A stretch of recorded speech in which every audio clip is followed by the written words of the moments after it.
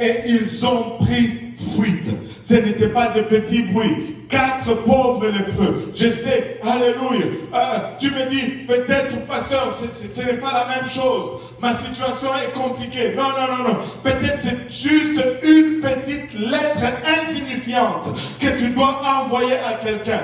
Mais prends la peine d'écrire cette lettre et Dieu va amplifier cette lettre. Peut-être c'est juste une sortie et aller appliquer à un poste. Et tu te dis, je n'ai pas de qualificatif.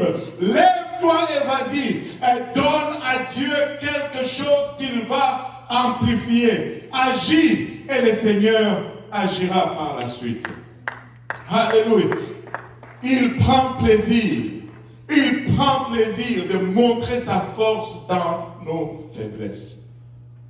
Lorsque tu es faible, c'est alors que Dieu est fort, de sorte que tout crédit appartient au Seigneur. Lorsque tu échoues complètement, c'est lorsque le Seigneur agit. J'ai raconté cette histoire à l'église de l'Est, je vais la raconter encore. Je sais qu'elle est vieille, mais elle est toujours bonne. Amen. Le frère Mutombo que vous voyez là, une fois, il était réfugié en Zambie.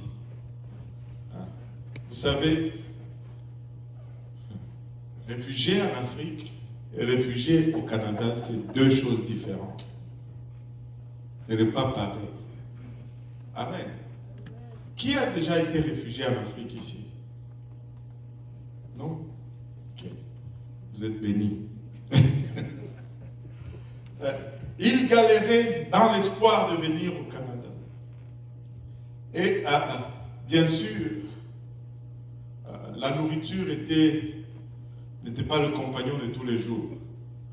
Et un jour, c'était la 17, j'ose croire que c'était un dimanche, je ne me rappelle plus c'était quel jour.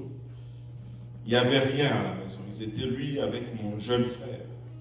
Et donc, le frère aîné et le frère cadet. Celui du milieu n'était pas là. Et la nourriture n'était pas là non plus.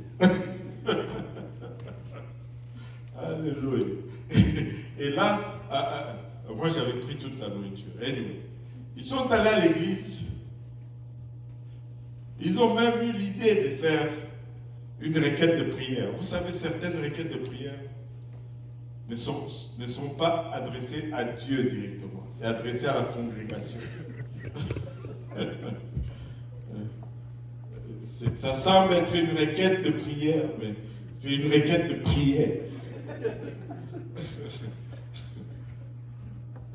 Et ces temps-ci, la requête de prière disait quelque chose comme, en tout cas, on n'a rien à manger. Si Dieu peut vraiment se souvenir de nous, montrer sa grâce. Dans l'espoir qu'un frère allait entendre cela, allait être saisi de compassion et faire quelque chose, mais ces jours-là, la compassion n'était pas au rendez-vous. Aucun frère n'a bougé. Tu peux même arriver au point où tu commences à te demander, mais c'est quelle église ça? Le frère meurt et vous ne faites rien. Et ils sont rentrés à la maison, il n'y avait rien. 16h, 17h, 18h, rien. 19h, rien. Et là, ils se sont dit, bon, je pense que Dieu nous a failli aujourd'hui. Hein? Bon, on va juste mettre cela sur le compte de jeûne. Ça va être un jour de jeûne. Check. Parce qu'il faut rendre productif tout. Jour de jeûne. Check. Et là, ils commencent à dormir. Là, ils entendent du bruit chez leur voisin. Et le voisin était quelqu'un qui, lorsqu'il avait un peu d'argent, il allait boire. Et quand il allait boire, il devenait désagréable.